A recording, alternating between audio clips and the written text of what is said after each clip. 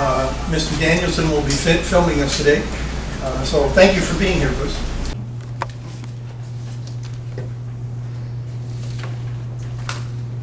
No questions? Okay, motion. So moved. Second? Olson? Yes. Pinkman? Yes. Foster? Yes. Wheeler? Myers? Yes. Annual meeting, so this will be count as our annual meeting, which we will do election of officers and review of bylaws. And I think we will have some bylaw changes when we get to that. Election of officers, Julie, you want to run down where we stand? Obviously, I'm the chair, but where do we stand otherwise? So Gary is the chair. This is your first term? Second? No. You go here. For, no. This might be my second term. I'd have to look back. Aaron Curley was vice chair, and so that vice chair role has been vacant since Aaron moved to Minneapolis. Our only two officers are the chair and vice chair. The other position would be the executive secretary, and that by bylaws is so. So you need to vote just on the two, and just for terms, just so you know, Nancy's term, first term, expires February of next year. Ross, your second term expires August of 2020. Chad, your second term, January of 19. Gary, your second term, March of 21. And Joe, your first term, May of 22. So those are the terms. Sometimes people take that into account, looking at who's going on the board or could potentially be. So. Good stagger. Yeah, the point is to have one every year, because there are 5 year terms, there are 5 of you. They have gotten off kilter at times, but they're back where you continue. So. And we also want to appoint a health board. We did that, Ross. Okay, oh, sorry. Yep, that was at the last meeting. Oh, yeah, we did say that. Yes. Yes. Now, historically, I mean, Aaron did both the vice chair and the board of health, so I wonder if when Ross volunteered to be on the board of health, he was volunteering to be vice chair, but he just a random thought. Yes. So anyway. So we start with nominations. Would that be? You know, we don't usually do a real formal nominations from the floor. Usually it's just a general discussion followed by a motion, but you can do that as formally as you want. Technically, Robert's Rules of Order would apply, but we've never been very formal. Dave is shaking his head. So I think if there's discussion about who wants to fill the officer positions, and then you can just do motion second vote. Okay. Well, we'll start with chair. I am willing to continue to be chair, but I'm also not going to fight for it. So if anybody else is interested, please do not hesitate to express your interest to the board. So again, I don't feel like you'll be hurting my feelings. I will continue on as a board member and not be chair just as happily. If anybody would like to express interest in that, please do so now. Yeah. All right, well, there's that. You've done it. There you go. So you're making a motion. I'd make a motion for Gary to continue. Yes. I second. Okay. Yeah, any discussion on that? Further discussion? Thank you. Great talking, Gary. So Thanks, Ross. Olson? Yes. Hankinen? Wallstrom? Wheeler? Yeah. Myers? No, you can abstain. I abstain. But you can also vote. People do both. Okay, now on to vice chair, which we do not have one. So is anyone interested? Ross, are you interested?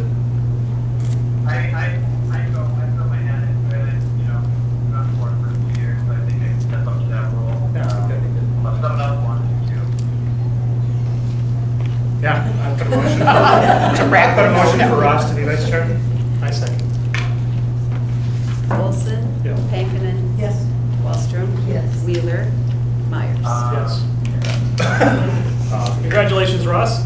Yeah, congratulations. Thank you for stepping up. The year term, correct? If I'm not mistaken. Well, it's technically a year. We don't always get the annual meeting done at the exact same time every year. So you you are vice chair until you're replaced as vice chair. So it could be over a year, so just so you know. Yep. Okay, any other comments or anything on officers? So we'll, about a year from now, approximately, do this again. Bylaws. I sent out your current bylaws with some thoughts about revision. So I don't know if you had a chance to review that. If there's discussion, Dave did weigh in on these, but feel free to ask any questions because he'd be considered our expert in the room about the administrative rules or bylaws. Not 50 miles from home, so I'm not an expert. Did you bring a briefcase? Well, then. The one thing I think that the one change, right, Julie, was just the, since we have had as of last meeting, and we've been inviting public input, we wanted to have something official in the bylaws of how that would be done. So that, I think that was that really the only change? It was. Or addition, I guess I should say, the addition. Julie, do you want me to read that, or would you mind? I can read it, it's fine. In the order of the meeting, we did add public input at the end of the meeting after discussion because you are all citizen volunteers and you all have jobs to get back to. And so it made sense to put that at the end of the meeting and before adjournment or before executive session, most likely, if there is one. And then this is inserted. Public input may be allowed at the discretion of the chair as time allows, only after all other business has been concluded. Individuals wishing to address the authority will state their name and should avoid providing any patient identifying information during a particular service call. Individuals who reside in Sioux Falls who have not previously or recently, I wasn't sure there's a distinction there, provided public input will be given preference as time allows. The chair may limit public input to 3 minutes per individual and may limit the total time by topic. So I don't know if you prefer previously or recently, or if there's any other language there that you want to see changed. I would prefer recently. I think that makes more sense. Okay. And I like the fact we have it because we never really knew what to do before. Right, Yeah. like start from the left to the right, or Yeah, or, yeah, just how that all works. Yeah. Better defined recently, within the last month maybe, or Well, 2 something, months yeah, or 2 something. months. Because I do think that people that have a one-time question or concern that they want to bring to the board should get preference. I might suggest just a thought, 3 months, because there are times with holidays, whatever, that we might meet every other month. So 3 months feels like a recent meeting, considering we only meet monthly. So just a thought. And that doesn't mean that something's going to get excluded. That just a little bit of preference to those who have not been in. Right, just to be sure that your voices are heard. Okay, so I'll change that to recently and then put in parentheses within the past 3 months or past 3 meetings maybe, because they're not always a month apart. Meetings, yeah. Yeah. Okay. The only other thing, and I'll just, as the chair, that I want to mention here is that I was hesitant to put a time limit on it, but I understand that it is very necessary, and I was reminded that we are all citizen volunteers, and so I should not assume that you'll all be willing to sit here as long as me and answer questions and listen to them. So I'm glad that was brought to my attention. So that is why there is a time limit on there, and it makes sense to me now. But at the same time, as the chair, and it does say may limit. If it's something that needs a little bit more time, because giving the example of the last meeting, I would have not wanted to cut that gentleman off at 3 minutes. I wanted him to be able to get out what he wanted to talk about. And so I think the may limit is appropriate. Anybody else? I really want to make sure that everyone's on the same page with that. Yes. Yep. Gives you flexibility. Ross, any comments on that? No, I think the public input, does that eliminate, I guess, the news media? No, they would not. I mean, in my mind, so if we look at council meetings, for instance, media is not public. The media takes their opportunity to talk to all of us before and after the meeting. So I think the public input portion is for the public.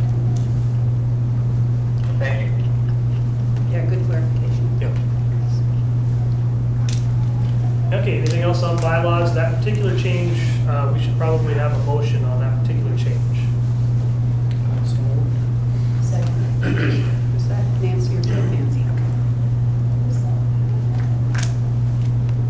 okay. Any further discussion on that? Do we want to read it one more time, the whole thing, if you wouldn't mind? Certainly.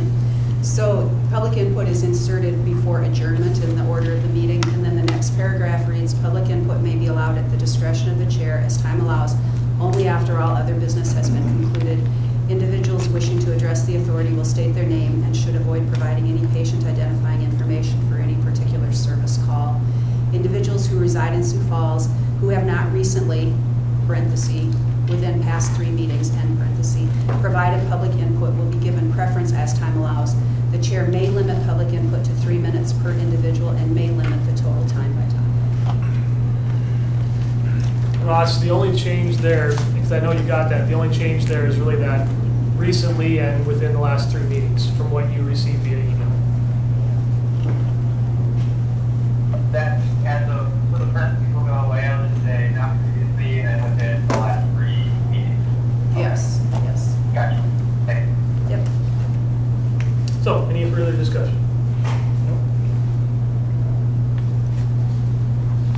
Wilson? Yep. Bankman? Yes. Wallstrom? Yes. Wheeler?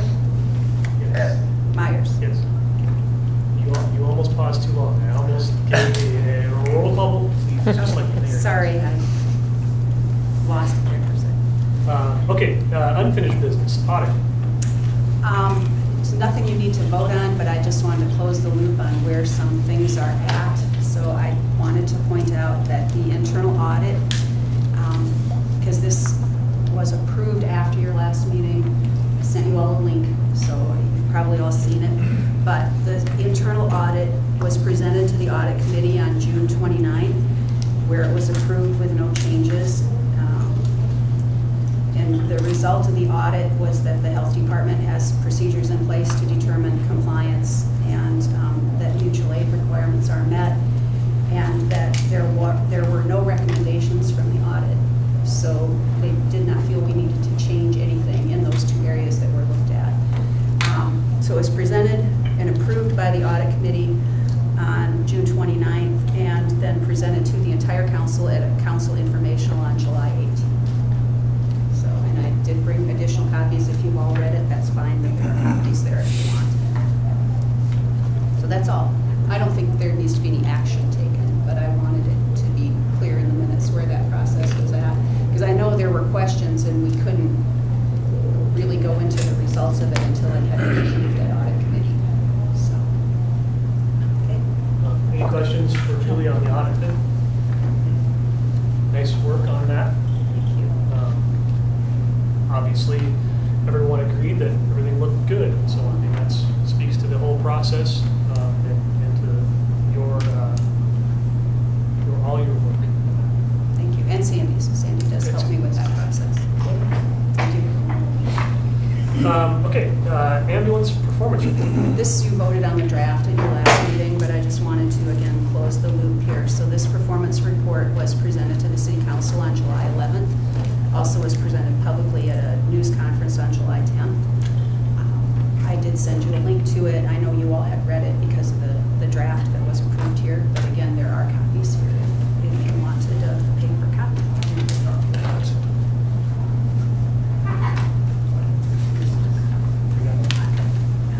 Any questions on the performance report? Any action required here? Because we've already approved it, correct? Right. Yep. But it was in draft when you approved it, so I just want to reflect it in the minutes that it's done. Okay, rates. At your last meeting, you voted to recommend that the rate increase called for in the contract take place. And so just to follow up there, that was done by ordinance. First reading was July 11th, second reading July 18th. It did pass with the council.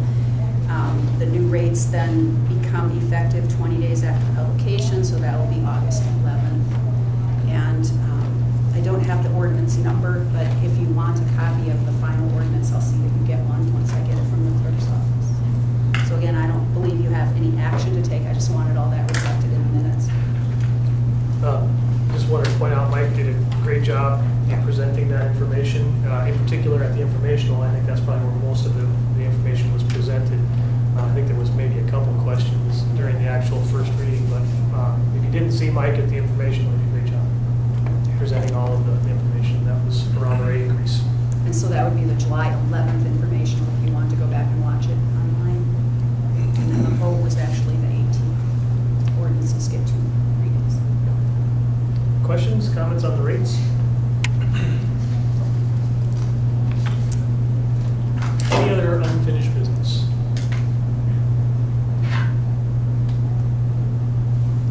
Going once. Going twice. Okay. New business, medical board position.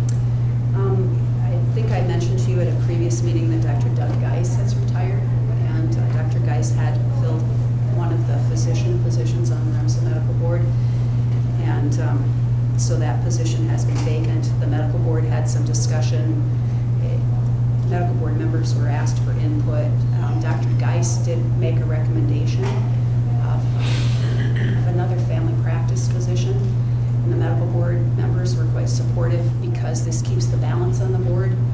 Dr. Geis was a Sanford system physician, and so he recommended someone else from the Sanford system and also someone else in family practice. You know, we have quite a few emergency physicians on the medical board, and they're very valuable, but the broader perspective with a family physician is also of great value, especially somebody who does OB. Sees more kids, more of a peds practice, and also deals a lot with the elderly, because we know a lot of the issues we deal with are nursing home kinds of issues, because interfacility transfers are our most common type of call. So Dr. Geis did talk to Dr. Stephanie Broderson, and she is willing to serve on the REMSA Medical Board. Just a little bit about her. She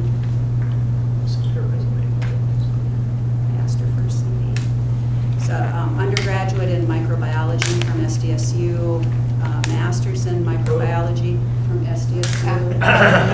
Sorry, I didn't tell me that when you first time. It's all right, just wait. We have a problem. Wait, no, we're going to be Well, fine unfortunately, because medical school. her Yes. school was Yeah. at University of South Dakota School of Medicine. She did her she then joined the military, did her internship at Tipler Army Medical Center in Honolulu, poor thing. Yeah. And then her residency there also.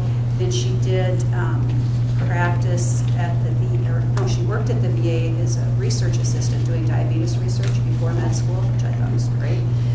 She practiced in Leavenworth at the Munson Army Medical Center, and then has been practicing in family practice here in Sioux Falls since 1999. She and I had a nice talk. She's very interested in this role and enthused, understands the time commitment, and I don't think there's any concerns. And Jeff, you thought the medical board was all quite supportive. And I've known Dr. Morrison. She was come through the resident when I was attending in the ER. So Oh. or after she did her 4th year of medical school. So I've known her for a long time. She's well qualified. So did the medical board make a recommendation and we have to approve it, or how does that work? Technically, it's just up to you, but they were in favor. I would say it, you know, informally, because they don't fill their ranks who do, but no one there had any concerns, and they all felt that the balance of the medical board currently is very good, that family practice would be important, you know, for the things I mentioned, and they were thrilled that there was somebody who wanted to fill this role. Medical board positions can be difficult. It's, I mean, there's some time commitment in finding physicians who have an interest and you know, bring their knowledge base is very valuable. So, And no one else was brought forward? no, nobody had any other recommendations, and we did ask everyone to check around and see if there were. And I have not had contact from any physicians in some time of, gee, if you ever have a medical board position, I'd be interested. Because that gets talked through, you know, at various hospital committees, and we have pretty close working relationships. So I think the physicians in the community who have an interest know what we do and would know how to express an interest, plus Dr. Huether knows.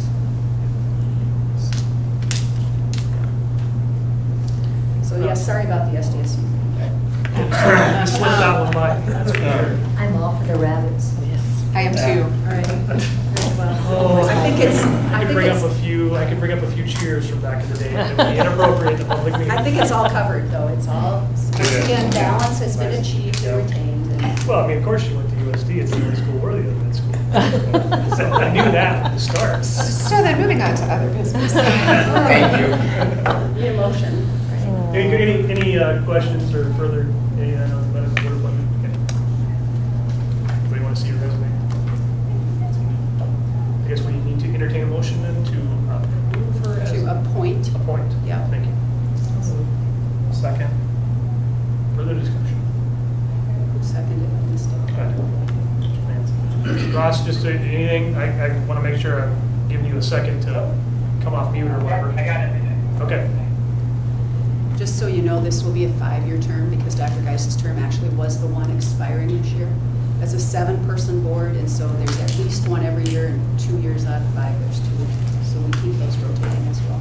Do they, is there a maximum number of terms for them? No, and the medical board does not have the same rules you have about having to live in Sioux Falls because they're appointed for their medical expertise. They're not appointed by the city.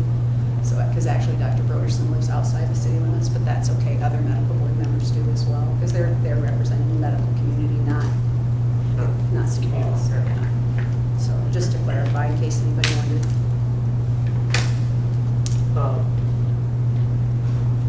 guess that's it. Okay, Olson? Yep. Heikkinen? Yes. Wallstrom? Yes. Wheeler? Myers? Other new business.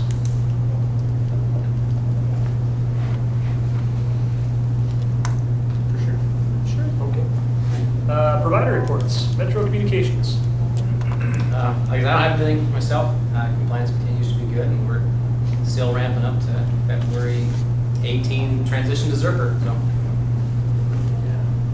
So, What's the new hire? We have, seems like we've been talking about a lot of other things lately, and we kind of, the day-to-day stuff that we usually report on gets lost every once in a while. So how's the hiring situation? we continue to be fully staffed. So we have not hired, I don't think yet this year at all. And we don't plan on, hopefully, it's not going to win this year. Yeah. I'm sure that speaks to leadership. Yeah. Okay, thanks. PD. Nothing here? Okay. Nothing new. Fire. Amy had a really good coordination training meeting with paramedics plus, and we can talk a little bit about that stuff. And then we got 9 new cadets starting August 7th. So that'll be exciting for them and for us. I just saw the first, I was out in a neighborhood that I don't get to often, and I saw a sign for new Station 12. Oh, yep. So, Where's that? 41st Street East of Highway 11. Just about half a mile Yeah. east of- Almost an really? hour. Oh, wow. That's why I was surprised to see it. We were out there looking at some new neighborhoods, and the big sign says future site of Fire Station 12. Wow, this is east. Yeah, it's east. Right now, that's on track for being built in 2019 and staffed in 20. As long as that stays, that's us. Cool. Yeah. Maybe Maybe go ahead. those EMTs, are they going to get trained? Come there, come in as EMT, basically. We have, from the data I've got, we have 2 little medics, 4 that are EMTs, and 3 that'll need to be EMTs. That'll need to go through Kids, training. okay. Yep, and one of the need to be EMTs is a recent nursing school graduate, so he'll be a RN about the same time he starts. So Do you do an EMT class, or you use one of the Yes. hospital ones, or you do your own? we do our own in-house. We do kind of an online hybrid, where with the publishers that have that capability now, they have everything that you can use for a class. So we've been able to do that, and then where they're assigned, we try to keep them in that station the whole time, and that crew helps with their skills. And then we can go out and verify and work with their skills as needed. So it has worked well for us. That's great for that crew, because in teaching, they're buffing up their own knowledge, of course. So then it's a when it good comes model. time, when it comes time to test, then we'll bring in another couple of different crews to help with the testing, so it's not their own, Sure. to try to keep that up, so. Did they still go through the National Registry test. And they'll have to take they take the National Registry written, and we do, but we can do the practical in-house. So you don't have to bring the state team together to do them, you do the state. Yeah, the state changed that about 2 years ago, and that Oh. allowed us to be able to do this in-house. Good. They don't require, the National Registry has not required for many, many years that you have a state test team. So now the state is following that, and so we can do our own testing now. And we have plenty of people that can help in testing. And they have to be an EMT within 1 year of hire, or how does it? Yes, that's Yeah, correct. and So- usually a lot quicker than that. Yeah. Usually right after they get done with Cadet Academy, we kind of get them ready, but then as soon as they're done, they're starting the process to get through the class. And how long is the cadet portion of their? 14 weeks. Anything else? Talk about Well, and do we want to talk a little bit, we're looking at Narcan procedures for fire, so we'll get those for August, the August meeting for their review. Just trying to research a variety of them so we can get the best. We've talked a little bit about the opioid issue, and so the medical board has had a discussion with fire about their role. PD is carrying Narcan mostly for force protection, and so we've had discussion with fire about force protection and treating individuals with compressed respiratory status. So we'll have something for you probably at your next meeting. I think it's through medical board. And it sounds like we also have scheduled our mass casualty, kind of a crew level test of our mass casualty system, Chief Paramedics Plus and ourselves. Part of that training coordination plan that I written up a couple years ago. That was one of the requirements in there, or the plans in there is to do that. And then also kind of quarterly PIA, pick an incident, and have that at the crew level. We do that, at our level. We bring in those calls, we bring everybody that's gone through, but we wanted to include the crews and really look at it all the way down to the, what they're doing, the task level part of that. So we're going to pick a call each quarter and do that. And how are you going to pick calls? How's it going to work? Well, I think first off, we're going to make sure that we communicate to all of our crews. Are there calls they'd like to review? And it would be nice to be able, for those crews that really want to talk about it. So that's first off. And then as we do our quality assurance individually within both the Paramedic Plus side and fire, we'll kind of look at calls that would be of interest for us to review and just kind of walk through the whole process. You might want to, at each of those, because it'll be different people involved at each meeting, you may want to bring up the city ordinance that talks about the QA process having the same protections from discovery that are in state law for physician peer review, and just remind people about HIPAA, about confidentiality, and that things discussed there are protected by state law and city ordinance. Did I explain that quite right, Dave? Yes. Okay. So, good reminder. Those of us who are at the quarterly REMSA case review, we always talk about that. We're all aware of it. But if you're going to involve crews, they probably don't understand all of those nuances. So.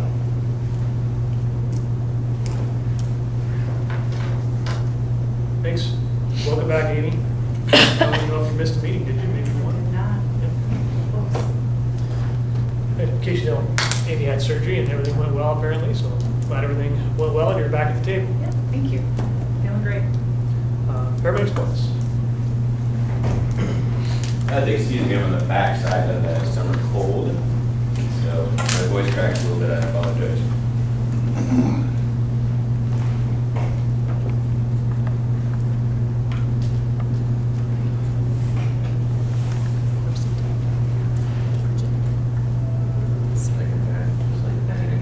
So today we'll be discussing the reporting period from June 1st to June 30th. That's the data set.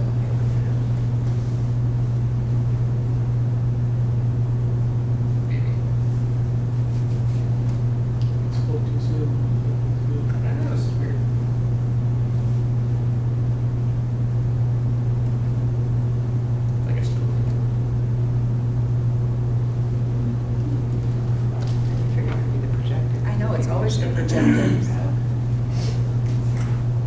If I hit like next, there's nothing's happening. What about Enter, nothing. escape and see if you start the notification?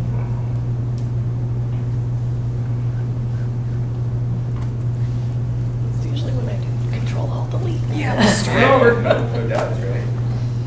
Anybody who's interested, that's the little bridge in the park behind the house, right? Oh, really? Nice. It's not that you particularly care, but that's what my screensaver is. There we go. All right, so to begin, as I said, we'll go from June to June 30th there. To begin, we'll look over here, the training education portion. We had one full-time EMT and one full-time paramedic going through again this month. That's because we have several still on the backside of training. We can only digest them at times, so we try to control our orientation class when we're able to get them actually with our field training officer. So the number that we actually hold for orientation is based on how soon the next set is ready to clear as we move through it. So next month will be a little larger as they clear. As for hospital interactions this time, nothing new to really report. Had some discussion last month with the Vera still talking about one of their facilities trying to work together to improve some responses where they have multiple facilities and multiple doors. And that conversation seems to be going very well at a high level. And I suspect that'll be done very soon. Accreditation is complete, though it will be soon time to start that whole process again. All interfaces are functioning this time, and server transition continues. We'll be working with server early next month to meet with our super user group to do a one-on-one with some of their technicians to get that done. So we're looking forward to that. And then once we see how that goes and have a chance to actually look at some of the EMS stuff and work with them on one-on-one, I'll start adding that as a follow-up as well. The interfaces on our end of it, just to keep everybody up to speed with the server. Do you have a training schedule set, Mike, to train your staff? Yes, yeah, we've already got that section set. It's still several months out. We're working right now with the super users and get them up to speed, so they're able to help assist in that training. So employee retention for this month was 100%. Next month we will see a small tick. We're graduating a fantastic paramedic up to Sioux Falls Fire Department, I believe. Am I allowed to say that without sounding control? I think that's fine. So we're very sad to lose that individual in the system. From our side, we're very happy to get them back in the system. So congratulations, you're getting a great employee. And we'll stop there. I didn't notice community interactions on there. And I saw on Facebook that you had a bunch of folks at doing serving food at the Yes. the mission, right? Yes, banquet. Banquets. Banquet, yep. We fed 600 people. Had probably 20 staff there. Wow. And over 600 people. Was it close to 250 children? 130 children out of that 600 group. Very great time. Very good, great time serving. It was nice. It gave us an opportunity to spend some time with some people that we actually know through the system and to see them in a different light and for them to be able to see us in a different light. So it was actually a wonderful opportunity. Pictures, I just saw a few taking pictures on Facebook and it looked like everybody was just having a good time. They're making fun of me back there cooking burgers. You know, there's plenty of pictures of them. They're making fun of me back there making burgers the whole time. How many burgers did I cook? It was like 800 burgers or something. It was insane. For 5 hours, all I did was cook hamburgers. It was awesome, but I mean, it's 5 hours straight hamburgers. That's a lot of hamburgers. So, Any questions for Mike? You also did a hospital exercise, or will that be next month? that'll be next month. We Okay. can talk about it a little bit today. We'll have some pictures next month. Okay. So we recently did an Ebola prep. For those of you who aren't aware, the state of South Dakota chose when it came to communicable disease patients, they've changed the way that South Dakota Rural Health is handling that going forward. So West River will be Rapid City, East River is us. So instead of it being them trying to give support to every individual small or smaller department in between these two, they're going to focus just on an east-west independently, and we were chosen. to do that on this side. So we were working with Sanford on an Ebola transfers that involved full mock-ups, so a full drape of the ambulance, full pappers, a full containment. The ISO The ISO pod that we got this year from the state, and make sure that that works and it gets transferred. So I will bring pictures. We'll talk about a little more in depth. That actually kind of led into this one a little bit, but that's okay. It went really well. We were very happy with it. We were happy with our opportunity to do it, and hopefully the state is happy too. And we'll have a couple more of those, I'm sure, going forward.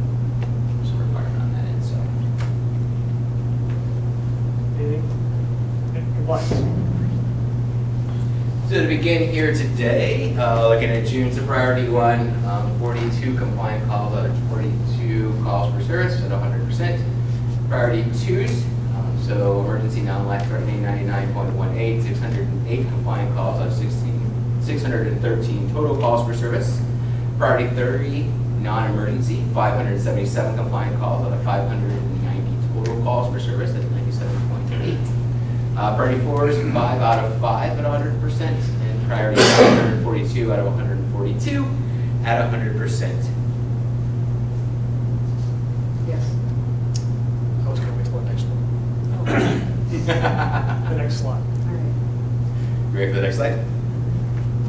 So looking over to outliers, there's a priority 2, which was at 28 minutes and 22 seconds, and then a priority 3 at 41 minutes and 47 seconds. Do you confirm? Yes.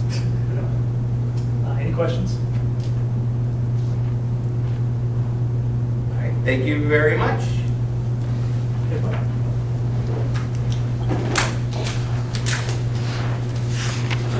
Okay, Secretary's report. I wanted to mention that yesterday and today, I have been at Augie with a group doing sequential intercept mapping.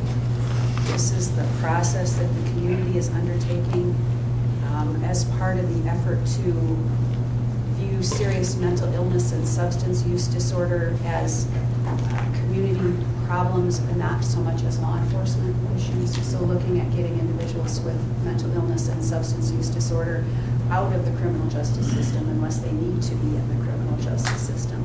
It's an interesting process looking at start to finish what resources we have, what gaps we have, what priorities can be established, plans for the future.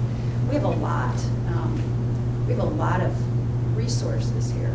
We have more of a coordination problem than at least resources for people to get help. We have good resources. We just have to coordinate those. And then once an individual is in the criminal justice system, there are some gaps, like getting people their meds when they get out of jail, and there are some opportunities that to really make a difference in some people's lives. So it's a pretty exciting process, actually. Is this based off another community, or what's? This is a company called Policy Research Associates, and this is what they do: is help communities do this mapping. Oh, okay. And this is part of the broader discussion that the community is having about setting up a community triage center, kind of a one-stop place that would be detox, mental health, where someone can go for help. It's an interesting discussion because if you were to ask the people that you know, if you had someone with a mental health crisis, what would you do? And most people would say call 911. And in our world and in our system, then that means it's a law enforcement issue. There have been some changes, there's some upcoming changes in the law to try to decriminalize mental health. And we don't want to discourage people from calling 911, but are there ways when people do call 911 that it doesn't have to shunt someone into the criminal justice system because of a mental health crisis or serious mental illness or substance use disorder. So in some communities, they're doing things like drug courts and diversion programs, and this is all a process of where all can people be diverted to the most appropriate services. And one of the things, like I said, the community is looking at is what they're calling a triage center. Jill's on the policy committee for that. So it's early days, but I think we've had discussion here. I know we've had discussion at the medical board that we'd like to see something more and better for a detox and sobering center kind of process. So this will be the next evolution, I think, of that. Jeff, you've been involved in some of the discussion. Anything? Did I miss anything? No, I mean, it's, the whole concept is a huge, I don't want to call it a burden, but, you know, it impacts EMS, you know, to a large degree. And there's a lot of recidivism in these individuals, you know, and trying to figure out a good way to handle them. A lot of it's all tied to mental health. You know, they're not really any criminal issues with them. You know, some of the activities, how we find these individuals, whether they're lying in the street or what have you, you know, prompts the call, and you know, the first ones that take care of them are the police department. And for whatever reason that they may find, EMS gets involved, either to transport or to take them to detox. And from there, that's an issue too. The one from Nevada that they went out in one of these first pilots and looked at their triage center out there was pretty impressive. I think that's sponsored by 17 hospitals out there. And so there was some good, I think, blueprint making for ours here. So, and Julie's done a great job. She's able to articulate through some of these specifics that this committee, I think, originally had some struggle with. So. Do you see changes coming through with 911? Now you have the codes and all that. I mean, is Yeah, it would definitely something we could look at for sure. Justin, you, right now, when someone calls, I mean, there are calls that you can give to Helpline Center, right? If somebody hasn't, don't you sometimes transfer calls to Helpline? Yeah.